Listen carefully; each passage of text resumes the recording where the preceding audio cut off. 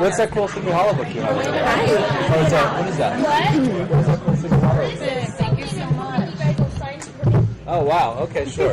Really? Hi. Sure. How are you? What is that? Is that a screener? There's a card here. Right there. Thank you. Oh, this is the Emmy screener, right? Oh, this is so awesome. So cool. I'm really happy to, for sure.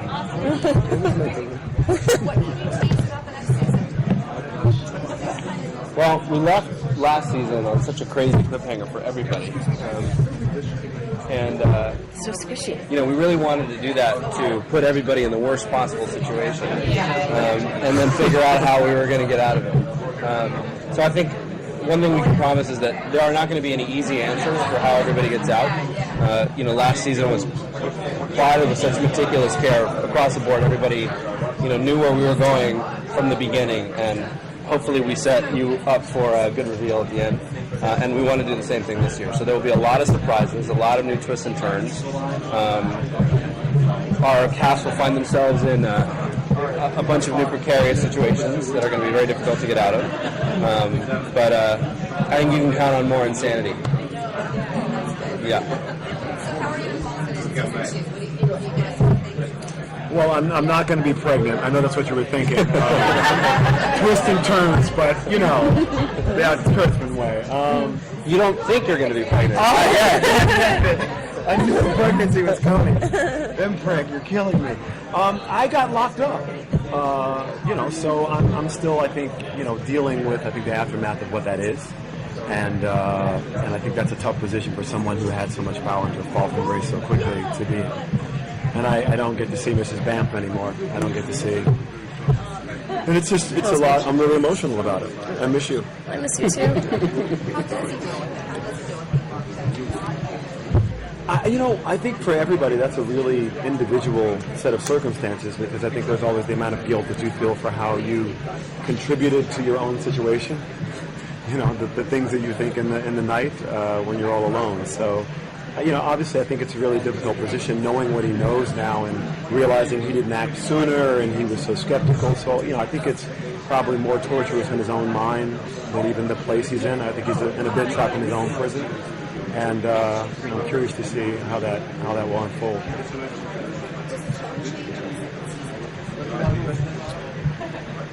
No, I think we are certainly striving to stay very consistent with the tone of the first season, in that I think we all wanted to make a show where anything was possible, that was grounded in an emotional reality that allowed everybody to take the leap into the insanity that followed.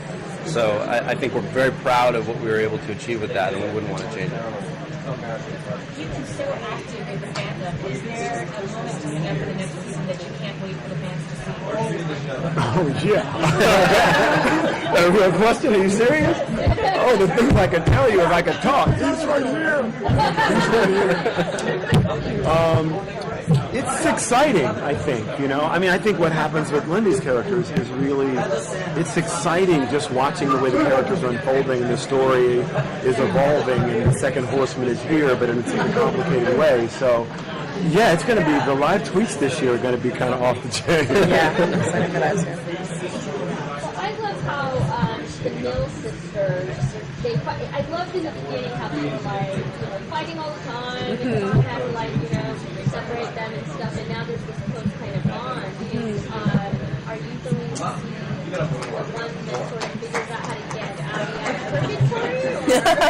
Oh, I can't tell you that, but I can speak to their relationship, and I love how it was a struggle for them to get as close as they were at the end of season 1. I think we worked really hard to get there, and I'm excited to explore that relationship further in season 2. And you know, siblings are so tumultuous at the best of times, so I think that there's a lot of really good stuff there to explore. One of my favorite scenes after having you guys was Rambo'd up. I'm sorry, Rambo.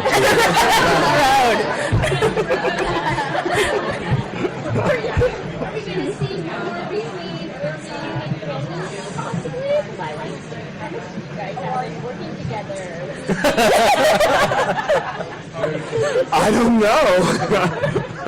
I'm going to ask Mark and Alex and Bob about that. That sounds like a really good idea. I'm waiting for the scene for when Jenny Booty calls Irving. I'm being honest. I wanted to I've have. asked them to write it so many times. I pitched it. Keep trying to fit it in. It just doesn't seem organic somehow. I think really what's special about the show is that the chemistry amongst all of us is really special. The way we interact off camera is not, as our characters obviously different on screen, but I think that's kind of what's special about Sleepy Hollow. So I'm sort of excited for a lot of pairings. I mean, that's one, but just getting an opportunity to be with Ichabod is also an interesting one, and always seeing them together and how Katrina and Abby are together, that's also complicated and juicy. So that's kind of the fun of it, I think, Captain Irving's, If you think for 1 second I'm going to tell you something before I tell my wife, you would lost your mind. You would lost your mind. What is going on here? You're trying to get me shot. I'm not answering no one, but please take this. No, that's all. Jill Marie Jones will choke me to death if I tell this. Yeah, absolutely not. I think it's obviously complicated in the story, though. Anytime someone goes off to prison, irrespective of how broken the relationship was in the beginning or not, there's still a longing and a feeling of loss, and she knows things that she didn't know before about what's going on, you know what I mean? And she had such an intimate experience with her daughter, so in some ways it's got to be horrific for her as well to sort of have to deal with her husband and this child and all that's going on.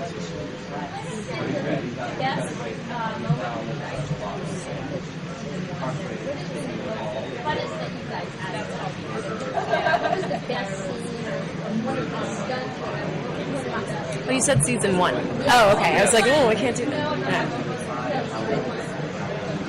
I think for me, it was one of them. There were so many, but the one that popped into my mind just then was the possession scene where Jenny was possessed and attacking Corbin. That was so fun. Working with the harness and the makeup. It was funny. I walked onto set, and the still photographer, Brownie Harris, I was in this airbrush makeup, and he came up to me. He's like, "Oh man, you look exhausted. Did you sleep last night?" I was like, "Dude, I'm a demon right now." So, that was fun. Demon. Everything. I've watched horror all my life, it's like a bucket list moment for me to play possessed. So it's pretty awesome. I know, weird, but as much as we can. But we always have really great stunt people. In fact, I love my stunt girl, Bethany Levy. She looks a lot like me. We go out a lot, and people ask if we're sisters all the time. But I try to do as much as I can, and then she does the really hard stuff when I can. Lyndie's being modest. She's got. I'm sure you remember the scene where she pulls out 2 guns at the same time. When I saw the dailies, I was like, that woman has some training. What is it? That's unbelievable. And she's also apparently got a lot of martial arts training. That's true. I did do martial arts for many years, but yeah. And Orlando's a ninja. I don't know if you knew that. Yeah. It's true.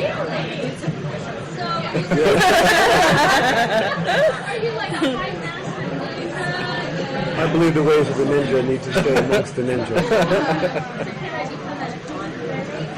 We will discuss it and take it under advisement. I appreciate your application.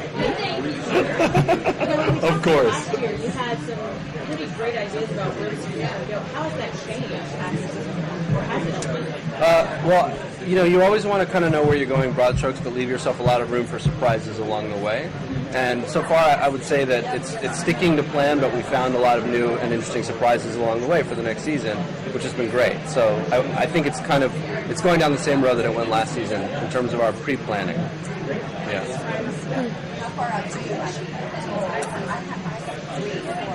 We know where we're going at the end of the season this year, which you always want to think in those terms so that you get to a conclusion that inevitably springboards you into the next season with a lot left to go. So we have not yet worked out all of season 3, but we certainly know what we're setting up.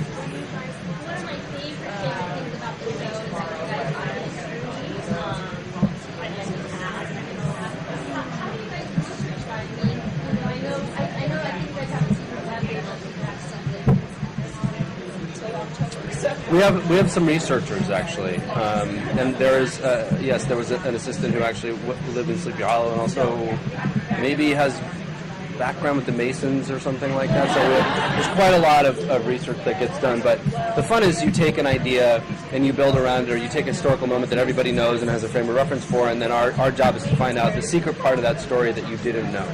And you do that by taking as much historical accuracy as you can, building on it, and then inventing the rest.